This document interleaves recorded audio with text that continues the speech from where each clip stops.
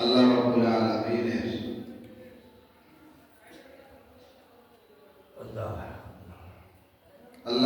আলামিনের রাজি এবং খুশির আশায় আল্লাহ তাআলা আমাদেরকে মসজিদে আসার বসার তৌফিক এনায়েত করেছেন বলে আলহামদুলিল্লাহ। আজকে শাবান মাসের দ্বিতীয় জুমা এবং আজকে দিবাগত রাত্রে লাইলাতুল শাবান, অত্যন্ত গুরুত্বপূর্ণ একটি রজনী আমাদের সামনে। আল্লাহ রাব্বুল আলামিনের কাছে আমরা সকলে দোয়া চাই, আল্লাহ তাআলা যেন আমাদের সকলকে এই রজনীর কল্যাণ যেন আমরা গ্রহণ করতে পারি। আমিন।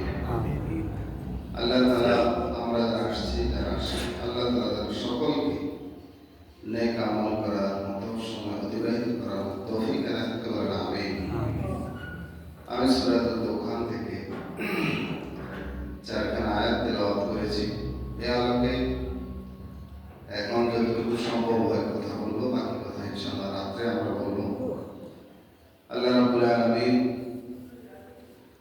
একটা অতি গুরুত্বপূর্ণ মাক্কি সূরা, সূরাতুল দুখান। এই সূরার মধ্যে আল্লাহ রাব্বুল আলামিন বিশেষ কিছু রজনীর কথা, বিশেষ কিছু আল্লাহ রাব্বুল আলামিনের নিয়ম নীতির কথা আমাদেরকে জানিয়ে দিয়েছেন। এই সূরাতুল দুখান অত্যন্ত অতি গুরুত্বপূর্ণ সূরা। রাসূল আকরাম সাল্লাল্লাহু আলাইহি সাল্লাম মাঝে মাঝে মাগরিবের নামাজ, মাঝে মাঝে এশার নামাজে এই সূরাটা তেলাওয়াত করতেন। সুনান তিরমিজিতে আসছে, সুনান বাইহাকিতে আসছে। রাসূলুল্লাহ সাল্লাল্লাহু আলাইহি সাল্লামের জলিল কদর সাহাবীদের মধ্যে যিনি রাইসুল মুহাদ্দিসিন হযরত আবু হুরায়রা রাদিয়াল্লাহু আনহু বর্ণিত হাদিস শোনান।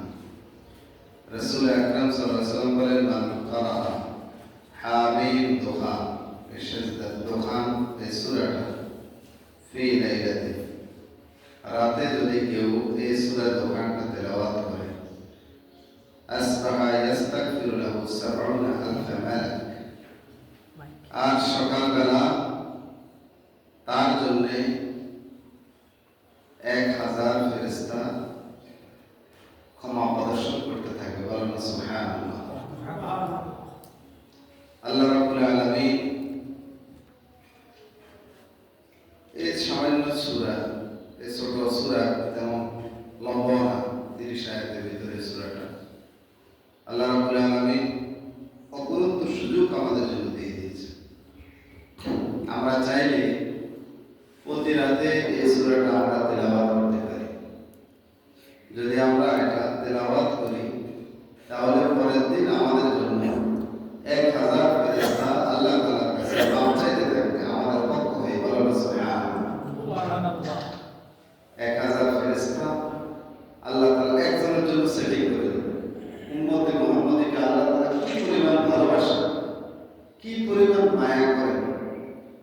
দুনিয়া যদি কোনো ব্যক্তি কোনো বিপদে পড়ে যায় বা কোনো কিছু প্রয়োজন হয়, তার পক্ষ নিয়ে যদি একজন দুজন মানুষের সুপারিশ করে, ২-৪ জনের সুপারিশ করে, তখন এই কাজটা তার হয়ে যায়। আর সেখানে আমার আপনার জন্য এই সূরাটা তেলাওয়াত করে ১,০০০ ফেরেশতা আমাদের জন্য আল্লাহ তাআলার কাছে মাপ চাইতে থাকবে। বলেন সুবহানাল্লাহ। দিনে যদি পড়ে তো রাতে শুরু হবে, রাতেও আমাদের জন্য ফেরেশতারা দোয়া করতে থাকবে, ইস্তেগফার করতে থাকবে। বলেন সুবহানাল্লাহ। আর আল্লাহ রাব্বুল আলামিনের পক্ষ থেকে রাসূল আকরাম সাল্লাল্লাহু আলাইহি ওয়াসাল্লাম আরো সুসংবাদ জানিয়ে দিয়েছেন যে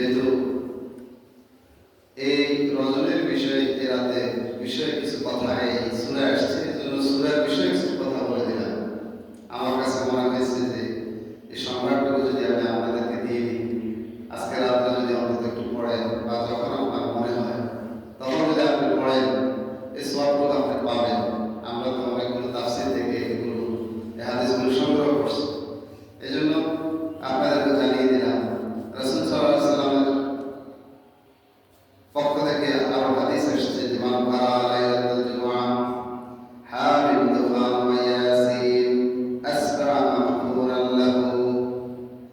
কেউ যদি রাতের বেলায় সূরা দুখান সূরাটা পড়ে এবং ইয়াসিন সূরা পড়ে, আল্লাহ তাআলা তাকে সকালবেলা ক্ষমাশীলদের অন্তর্ভুক্ত করে সকালবেলাটা করবেন। বলেন সুবহানাল্লাহ।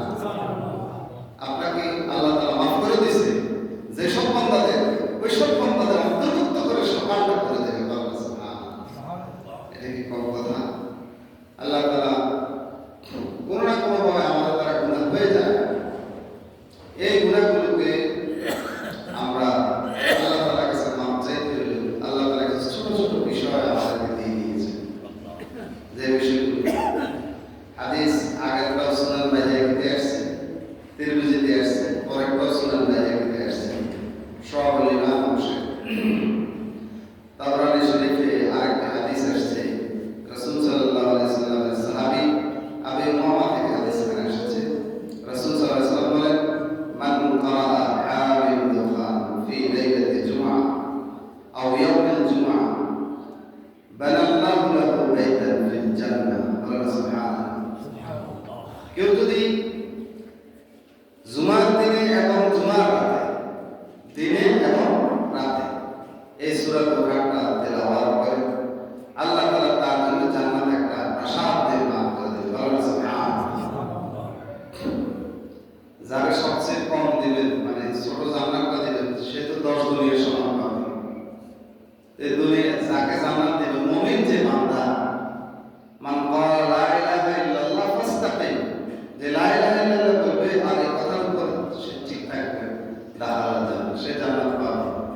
এখন জান্নাত তো হলো আপনার আমার জন্য এগুলো বিশাল এরিয়া, আপনার বিশাল জমির বহর আছে, আপনি চাষাবাদ করলেন না, তাহলে তো এই বিশাল বহর জমি কি সুন্দর হবে? সুন্দর হবে না। রাসূল সাল্লাল্লাহু আলাইহি ওয়াসাল্লাম বলেন, যে ব্যক্তি বলবে সুবহানাল্লাহ গারাসা শাজারা মিনাল জান্নাহ, যে ব্যক্তি সুবহানাল্লাহ বললো, জান্নাতে তার যে জায়গা আল্লাহ বরাদ্দ রেখেছেন সেই জায়গার মধ্যে একটা গাছ রোপণ করে দেওয়া হবে। বলেন সুবহানাল্লাহ।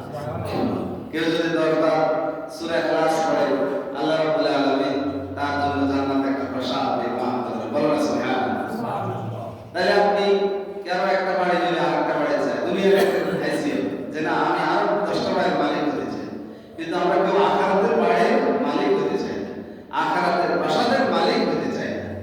রাসূল সাল্লাল্লাহু আলাইহি ওয়াসাল্লাম ছোট ছোট কথা বলেছেন, যে ব্যক্তি সূরা দুখান দিনের বেলা জুমার দিন একবার পড়বে, রাতের বেলা একবার পড়বে, 10 বার পড়বে একবার পড়ছে, তার জন্য আল্লাহ তাআলা জান্নাতে একটি প্রাসাদ নির্মাণ করে দেবেন। বলেন সুবহানাল্লাহ। সূরা ইখলাস যদি কেউ 20 বার পড়ে, তাহলে তার জন্য দুইটা। ওমর ইবনে খাত্তাব রাদিয়াল্লাহু তাআলা বলেন, ইয়া রাসূলুল্লাহ, আমি যদি 30 বার পড়ি আলাদা করে, রাসূল সাল্লাল্লাহু আলাইহি ওয়াসাল্লাম বলেন 30টা তিনটা বাড়ি দিয়ে দেওয়া হবে। বলেন সুবহানাল্লাহ। সূরা ইখলাসের তাফসীর ইবনে কাসিরের সহ বড় অনেকগুলো তাফসীরের মধ্যে আমি নিজে পড়েছি। ওমর রাদিয়াল্লাহু আনহু প্রশ্ন করে, ইয়া রাসূলুল্লাহ, আমি যদি 40 বার পড়ি তাহলে 4টা দিয়ে দেওয়া হবে। বলেন যদি 50 বার পড়ি 5টা বাড়ি দিয়ে দেওয়া হবে। বলেন সুবহানাল্লাহ। তাহলে সূরা ইখলাস 10 বার পড়তে সর্বোচ্চ 5 মিনিট লাগে, একেবারে খুব ধীরস্থিরতার সাথে পড়লে সর্বোচ্চ 5 মিনিট লাগে। আপনার একটা বাড়ি সুন্দর করে সাজাতে লাগবে 5 বছর, আর আখিরাতের একটা বাড়ি সাজাতে লাগবে মাত্র 5 মিনিট। কিন্তু আমরা এই 5 মিনিটের সময় আমরা বের করতে পারি না। এজন্য আল্লাহ তাআলার কাছে তৌফিক চাইতে হবে যে আল্লাহ আপনি আমাকে আপনার ইবাদত বندگی করার মতো আমাকে তৌফিক দিন। আল্লাহ তাআলার কাছে দোয়া করতে হবে। আল্লাহ রাব্বুল আলামিন বলতে ওয়ালি ইস্তাজিব লাকুম, আমার কাছে যাও, তোমাকে তোমার ডাকে সাড়া দেব, তোমার ডাকে কি করব? সাড়া দেব। আমরা চাইতে হবে, আমরা আল্লাহ তাআলার কাছে তৌফিক চাইবো, আল্লাহ তাআলা আমাদেরকে কি করেন? নেক আমল করার মতো তৌফিক দেন। আপনি যত বেশি নেক আমল করতে পারবেন, আমি যত বেশি নেক আমল করতে পারবো, আল্লাহ রাব্বুল আলামিনের কাছে আমি তত বেশি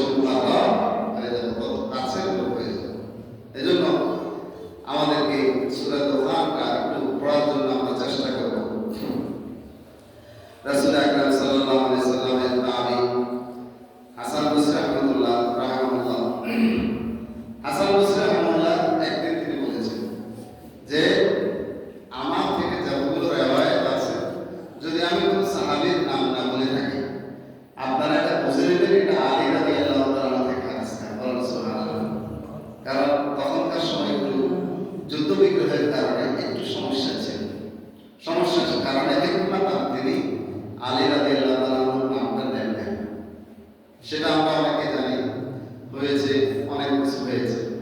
তো সেই সময় অল্প কিছু হাদিসের ক্ষেত্রে এমনটা হয়েছে। উনি একবার বলে দিয়েছেন, হাসান বসরি থেকে হাদিস এসেছে যে রাসূল সাল্লাল্লাহু আলাইহি সাল্লাম বলেন, মান কারা সূরাত তুফান ফি লাইলাতিন গুফিরা লাহু মা তাকাদ্দামা মিন যামবিহি। কেউ যদি রাতের বেলায় সূরা তুফান পড়ে তার পূর্বের সমস্ত গুনাহকে আল্লাহ তাআলা মাফ করে দেবে। বলেন সুবহানাল্লাহ। আজকে সর্বরতের আলোচনায় সূরা তুফানে আছে। এজন্য আমি সূরা তুফান সম্পর্কে আপনাদেরকে ধারণা দিয়ে দিচ্ছি। আজকে আপনারা যে ইবাদত করবেন তার মধ্যে সূরা তুফানের তেলাওয়াতটা রাখবেন। যিনি তেলাওয়াত করতে জানেন না, আমাদের এখানে অনেকগুলো ছাত্র আছে, অনেক মুরব্বীরা আছে, ওনারা কোরআন তেলাওয়াত জানে, অনেক যুবকরা আছে যারা জানে। আপনি তাকে বলবেন যে সূরাটা একটু পড়ে শোনান, আপনি শুনলেও আপনি সওয়াবটা পাবেন। রাসূল সাল্লাল্লাহু আলাইহি সাল্লামের সাহাবী আবু রাফি থেকে আরেকটা হাদিস আসছে, যেটা সুনান দারিমিতে হাদিস এসেছে। রাসূল আকরাম সাল্লাল্লাহু আলাইহি সাল্লাম বলেন, মান কারা তুফান ফি লাইলাতিল জুমআ আসবাহা মাগফুরান লাহু ওয়া সুবিযা মিন উরাইন। আল্লাহ রাব্বুল আলামিনের পক্ষ থেকে দুইটি অফার দেওয়া হয়েছে। শুক্রবারে যদি কেউ এই রাতে যদি এই সূরা তুফানটা তেলাওয়াত করে, আল্লাহ তাআলা তাকে মাফ করে দিবেন। বলেন সুবহানাল্লাহ। এবং তাকে হুরের সাথে বিবাহ দিবেন। জান্নাতে গেলে হুরের সাথে বিবাহের ব্যবস্থা করবেন। আল্লাহ তাআলা রাজি করেন। বলেন সুবহানাল্লাহ। আর হাদিস আসছে সুনান দারিমিতে, রাসূল আকরাম সাল্লাল্লাহু আলাইহি ওয়াসাল্লাম বলেন, মান কারা হামিল তুফান লাইলাতুল জুমআ ঈমানান ওয়া তাসদীকান বিহা আসবাহা মাগফুরান লাহু। পড়তে হবে ঈমান, আল্লাহ তাআলার উপরে আশা করে, সওয়াবের আশা নিয়ে, আল্লাহ তাআলার উপরে ইয়াকিন নিয়ে, বিশ্বাস নিয়ে এবং আল্লাহ তাআলার উপরে ঈমান নিয়ে যদি কেউ পড়ে, আল্লাহ তাআলা তাকে মাফ করে দেবে। পিছনের যত গুনাহ আছে মাফ করে দেবে। তাহলে আমি মাফ পাইলাম। আমি হুরের সাথে বিবাহের ব্যবস্থা হলে এক সূরাতে আমার একটা জান্নাতের বাড়ি হয়ে গেল। কি বলেন? বিবাহ করলে স্ত্রী বাড়িতে রাখতে হবে না। তাহলে তাহলে এক সূরার মধ্যে আমার জিন্দেগির গুনাহ মাফ করে দিয়েছেন। ঘোষণা আসছে রাসূল সাল্লাল্লাহু আলাইহি ওয়াসাল্লাম থেকে, আমার জন্য জান্নাতে একটা বাড়িও আছে, আবার আমার জন্য জান্নাতের বাড়িতে আমার হুরেরও ব্যবস্থা করেছে। বলেন সুবহানাল্লাহ। খালি বাড়ি না, তাহলে এক সূরার সব, এক সূরা কি সব। এজন্য আমরা চেষ্টা করব যেন আজকে এই রজনীতে আমরা এই সূরাটা একটু তেলাওয়াত করব। আল্লাহ রাব্বুল আলামিন এই সূরার শুরুতে বলেন হামিম। হামিম এগুলোকে বলা হয় রুবুল পাতা। রুবুল পাতা এগুলো আল মুরাদ বিআলাম বিল্লাহি সুবহানাহু ওয়া তাআলা। আল্লাহ রাব্বুল আলামিন আল্লাহু আ'লাম বিমুরাদিহি। আল্লাহ রাব্বুল আলামিন এটার অর্থ ভালো জানেন। কারণ হলো রাসূল সাল্লাল্লাহু আলাইহি ওয়াসাল্লামের সাথে আল্লাহ তাআলা বিশেষ কিছু কথোপকথন, যে কথোপকথনগুলোকে এই প্রায় 34টি সূরার আগে আল্লাহ তাআলা এরকম উল্লেখ করেছেন। হামিম, ইয়াসিন, তাহা, এভাবে অনেক, দাল, সিন, তা, এভাবে আল্লাহ রাব্বুল আলামিন এটা বিশেষ একটা সংকেত, বিশেষ একটা কথোপকথন, যে কথোপকথনটা আমরা বুঝতে পারি, নাও বুঝতে পারি। যেহেতু কিতাব রাসূল সাল্লাল্লাহু আলাইহি ওয়াসাল্লাম এই অংশটুকু নিয়ে আমরা, তবে এখানে মুফাসসিরিনরা বিশেষ করে ইমাম রাজি রাহমাতুল্লাহ আলাইহি তাফসীর কাবীরের মধ্যে দুইটি কথা বলেছেন যে রব্বে হাবিব যিনি দয়ালু, যিনি প্রভু, সেই প্রভুর পক্ষ থেকে ঘোষণা আসছে ওয়াল কিতাবিল মুবিন। আল্লাহ রাব্বুল আলামিনের পক্ষ থেকে যে কিতাব এসেছে, এই কিতাবটা হলো মুবিন, সুস্পষ্ট। এটার মধ্যে কোনো বোঝাবে না, সুস্পষ্ট। এই কিতাবুল মুবিন সুস্পষ্ট। এটা কোরআনুল কারীমকে উদ্দেশ্য করা হয়েছে। কোরআনুল কারীমটা হলো সুস্পষ্ট, লা রাইবা ফীহি। এই কিতাবের মধ্যে কোনো সন্দেহ নাই, সন্দেহের অবকাশ নাই। আল্লাহ তাআলা এতে কোনো ডিস্টার্ব নাই, কোনো চিন্তা করারও সুযোগ নেই। আল্লাহ রাব্বুল আলামিন কোরআনকে বরকতপূর্ণ করেছেন। এজন্য কোরআন যার সাথে আছে তিনিও মর্যাদাবান, কোরআন যিনি বলেন তিনিও মর্যাদাবান। কোরআন যে সময় নাযিল হয়েছে সময়টা মর্যাদাবান। কোরআন যে স্থানে আছেন সেই স্থানটা মর্যাদাবান। কোরআন যেখানে আছেন সব স্থানে, সব জায়গায়, সব ব্যক্তি, সব অবস্থা, সব ফ্যাকাল্টি আর সব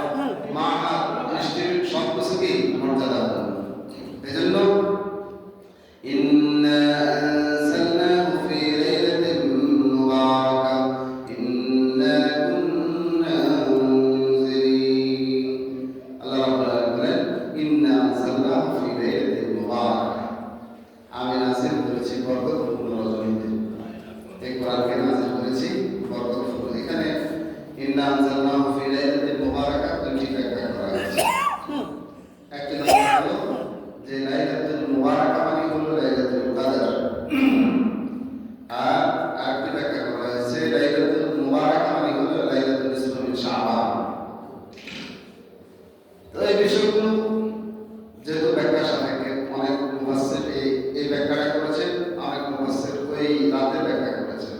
আব্দুল্লাহ ইবনে আব্বাস রাদিয়াল্লাহু আনহু থেকে আমরা একটা সমাধান পাই, যেটা তাফসীরে সাআদীর মধ্যে আসছে।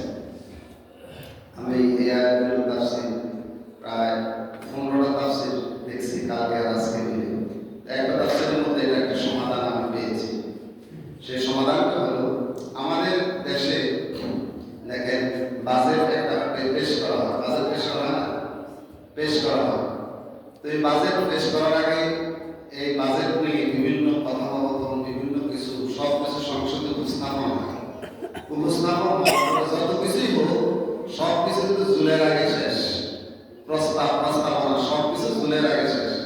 জুলাই থেকে নতুন মানে বর্ষের হিসাবে বাজেটের হিসাব করা হয়।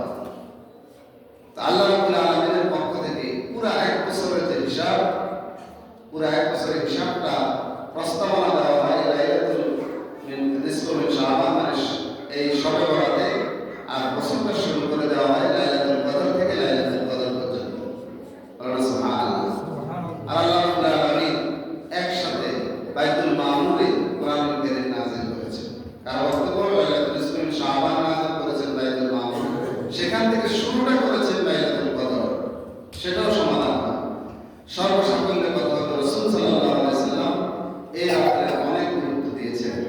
রাসূলুল্লাহ সাল্লাল্লাহু আলাইহি ওয়াসাল্লামের সাহাবীরা এই রাতটা অনেক বেশি ইবাদত করেছেন। আমরা ধারাবাহিকভাবে ইনশাআল্লাহ বলবো। আল্লাহ রাব্বুল আলামিন ইন্না আনজালনাহু ফি লাইলাতিন মুবারাকাহ, বরকতপূর্ণ রজনী আল্লাহ তাআলা এই সূরা, এই কোরআনুল কারীম নাযিল করেছেন। এই নাযিল করার কারণে এটা সকলের কাছে বরকতপূর্ণ হয়ে গেছে।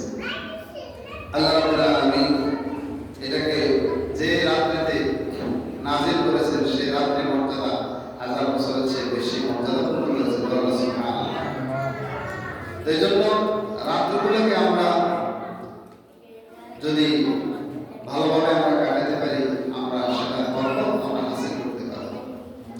অনেক ভাইরা আছে যে রাত্রিগুলোকে কেন আমরা উদযাপন করি, কিংবা কেন আমরা এভাবে আলোচনা সরগোল করি, এটা নিয়ে আপত্তি তুলে। আসলে হয়তো না বোঝার কারণে ভাইরা আপত্তি তুলে। যদি আমরা কিছু আয়োজন না করি, আমরা কিছু অ্যারেঞ্জ না করি, জাতিকে না জানিয়ে দিই, তাহলে আমাদের যে যুব সমাজ আছে, আমাদের যে ছোটরা আছে, তাদের ইবাদত থেকে তারা বঞ্চিত হবে। ইবাদত থেকে তারা বঞ্চিত হবে। যদি আমরা একটা আয়োজনে থাকি, তখন সকলের মধ্যে ইবাদত করার আগ্রহ তৈরি হবে, সকলের আনাগোনা বাড়বে।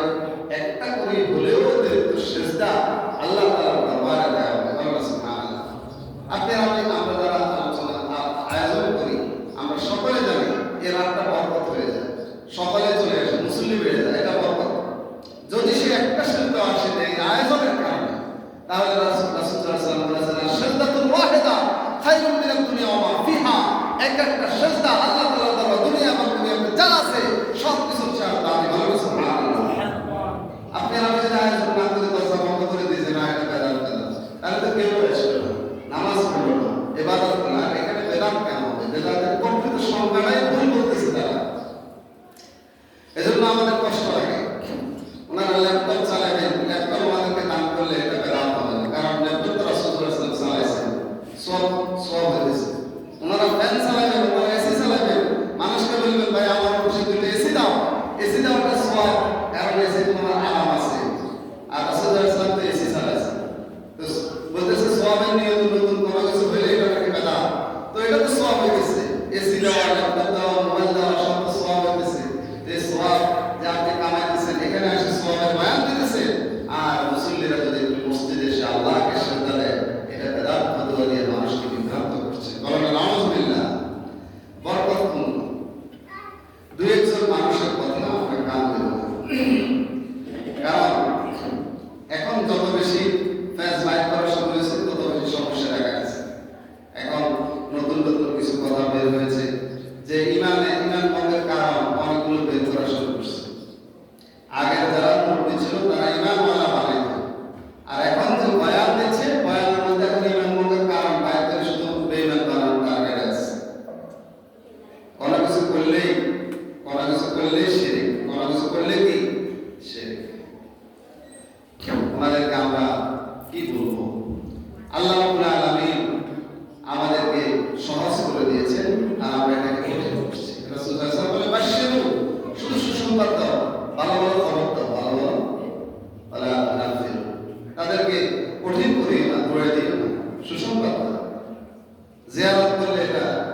বেদাত হয়ে যায়। হ্যাঁ, অথচ রাসূল সাল্লাল্লাহু আলাইহি ওয়াসাল্লাম এই রজনীতে জিয়ারত করেছেন। আমাদের আয়েশা থেকে হাদিস আসছে। তাহলে জিয়ারত করলে এই রাতে জিয়ারত রাসূল সাল্লাল্লাহু আলাইহি ওয়াসাল্লাম আমাদেরকে শিখিয়ে দিয়েছেন। এখন কেউ যদি জিয়ারত করে দোয়া করে সেখানে অনেকে বেদাত। কেউ জিয়ারত করে তো এই কবরওয়ালার কাছে যায় না, যায় তো আল্লাহ তাআলার কাছে, ঠিক না? আপনি আর আমি যারা আমরা ওষুধ খাই আমরা বলি এই ওষুধটা খেলে ভালো হবে, এই ওষুধটা খেলে ভালো হবে, আমরা এগুলো বলি না? এই ওষুধ খেয়ে ভালো হলে এটা ভালো করার মালিক কে? আল্লাহ। তো মুখ দিতে আমরা বলি না, আমরা তো এমনি বলে ফেলি যে ওষুধটা খেলে ভালো হবে। তাহলে বোঝা গেছে ভালো করার ওষুধে, তাহলে এটা তো ইমান থাকবে। এরকম ব্যাখ্যা করতে গেলে ইমান থাকবে। আরে আমাদের অন্তর, ইমান হলো অন্তরে, আমাদের অন্তরটা আছে ভালো করার মালিক একমাত্র আল্লাহ। ভালো করার মালিক কে? আল্লাহ। কিতাবে আসছে যোহর নামাজে দাঁড়িয়ে যদি কেউ আসর নামাজে নিয়ে পড়ে ফেলে তাহলে তার যোহর নামাজে আল্লাহ কবুল করবে, আসর নয়। কারণ আল্লাহ তাআলা তার হৃদয়ে কি আছে সেটা দেখতেছে। সে তো ওযু করে এসে যোহর করবে, মুখে দিয়ে নিয়ত করতে যে আসর নিয়ত করে ফেলছে, কোনো সমস্যা নাই। কারণ আল্লাহ তাআলা আলিমুন বিযাতিস সুদূর, হৃদয়ে কি আছে আল্লাহ তাআলা সেটা জানেন। এজন্য লাইলাতুল নিসফে শাবানে আপনি নেকের কাজ যত করবেন সব যায়, সব কি জায়েজ। ওনারা খাওয়ার আয়োজন মাহফিল করলে সেখানে লাইটিং করলে সেটা বেদাত হয় না। সমবরাত আপনি আর আমি লাইটিং করলে নাকি এটা বেদাত হয়ে যায়। ওনারা মাহফিল করলে সেখানে মানুষের মধ্যে তাবারকের আয়োজন করলে সেটা বেদাত হয় না। আর সমবরাতে আর সমবরাতে তাবারকের ব্যবস্থা করলে নাকি এটা বেদাত হয়ে যায়। কত বড় মানে আমাদেরকে ধোঁকা দিচ্ছে। এগুলো সব ধোঁকা, জ্বলন্ত ধোঁকা। এই মাইক তো রাসূলুল্লাহ সাল্লাল্লাহু আলাইহি ওয়াসাল্লামের জামানায় ছিল না। এই মাইকে তো আপনি আমি কথা বলছি। এজন্য আমাদেরকে বুঝতে হবে বেদাত সাইয়্যা কাকে বলে, দালালাত কাকে বলে, এটা আমাদেরকে বুঝতে হবে স্পষ্টভাবে। সহিহ বুখারীর শরহ ইবনে হাজার আসকালানী রাহমাতুল্লাহ আলাইহি ফাতহুল বারীর মধ্যে স্পষ্টভাবে লিখেছেন। আইনি সহিহ বুখারীর শরহ উমদাতুল কারীর মধ্যে স্পষ্টভাবে এসেছে। জালালউদ্দিন সুয়ুতী রাহমাতুল্লাহ আলাইহি স্পষ্টভাবে লিখে দিয়েছেন বেদাত হলো সেটাই যেটা রাসূল সাল্লাল্লাহু আলাইহি ওয়াসাল্লামের জামানায় ছিল, যেমন নতুন করে আবার এটার মধ্যে সংযোজন বিয়োজন করা। ওযুর ফরজ হলো 4টা, কেউ যদি বলে 6টা। ওযুর নামাজ, যোহর নামাজ হলো 4 রাকাত ফরজ, কেউ যদি বলে 5 রাকাত। এটা হলো বেদাত। যেটা রাসূল ছিল আর সে রাসূলের বাড়তি করা সেটা হলো বেদাত। যে মাগরিবের নামাজ 3 রাকাত, কেউ যদি বলে 4 রাকাত, এটা হলো বেদাত। এটা হলো দালাল। বুঝতে হবে, আমাদেরকে বুঝতে হবে তারকের নবী কখনো বেদাত হতে পারে না। রাসূল সাল্লাল্লাহু আলাইহি ওয়াসাল্লাম অনেক কাজ করেন নাই, এটা কখনো বেদাত হতে পারে না। আমাদের জন্য এটা জায়েজ করাটা। সাহাবা ইকরাম অনেক কাজ করেন নাই, আমাদের প্রয়োজন হয় না, তাই বলে আমরা করতে পারবো না এমনটা নয়। রাসূলুল্লাহ অনেক কাজ করেছেন যেটা উম্মতের জন্য হারাম। রাসূল সাল্লাল্লাহু আলাইহি ওয়াসাল্লামের জন্য যে কাজটা অনেক সময় যায় সেটা আমাদের জন্য হারাম। বিবাহ আমরা 4টার বেশি করতে পারবো না। এখন আপনি যদি মনে করেন রাসূল সাল্লাল্লাহু আলাইহি ওয়াসাল্লাম করছে এটা করতে হবে, তাহলে হারাম করতেছে, কোরআনের খেলাফ করছে। যেটা রাসূল সাল্লাল্লাহু আলাইহি ওয়াসাল্লামের জন্য জায়েজ, আমাদের জন্য এটা হারাম। আবার অনেক কাজ আছে প্রয়োজন হয় নাই করে নাই, প্রয়োজন হয় নাই করে নাই। অনেক মাসালা আছে প্রয়োজন হয় নাই করে নাই। আপনি যখন প্লেনে উঠছেন, প্লেনে উঠলে নামাজটা আপনি কখন পড়বেন, কিভাবে পড়বেন, কোন পদ্ধতি পড়বেন,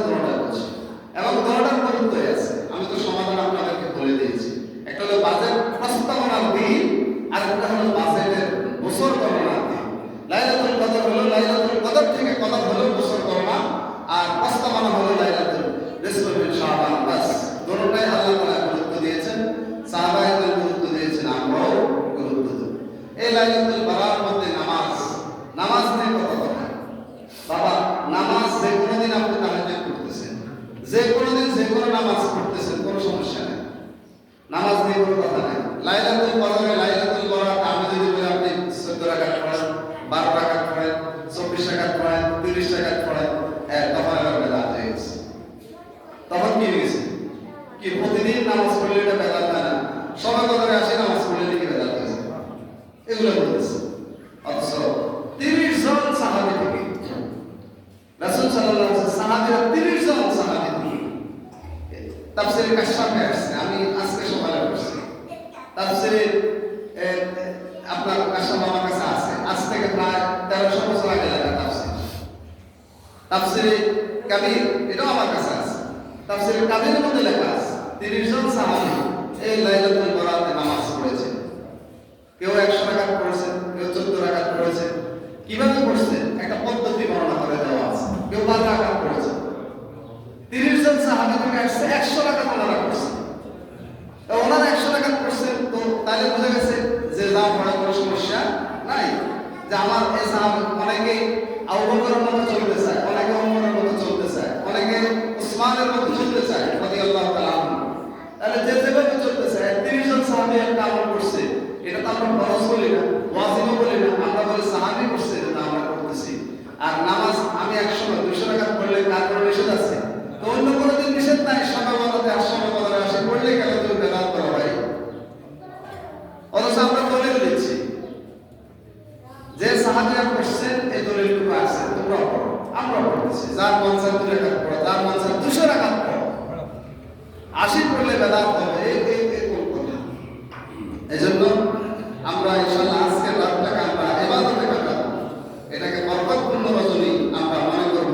আল্লাহ রাব্বুল আলামিন, আমি সময় যেহেতু কম, ইনশাআল্লাহ আমরা বাকি কথা ইনশাআল্লাহ এশার নামাজের পরে আমরা সংক্ষিপ্ত আকারে যতটুকু সম্ভব আপনাদেরকে আমল আখলাক বিভিন্ন বিষয়ে আমি আলোচনা করবো। বাকি ইনশাআল্লাহ তাআলা যেন আমাদের সকলকে আজকের দিনের ভালো প্রস্তুতি নিয়ে আসার মতো তৌফিক দান করেন। আমি ইবাদতে যেন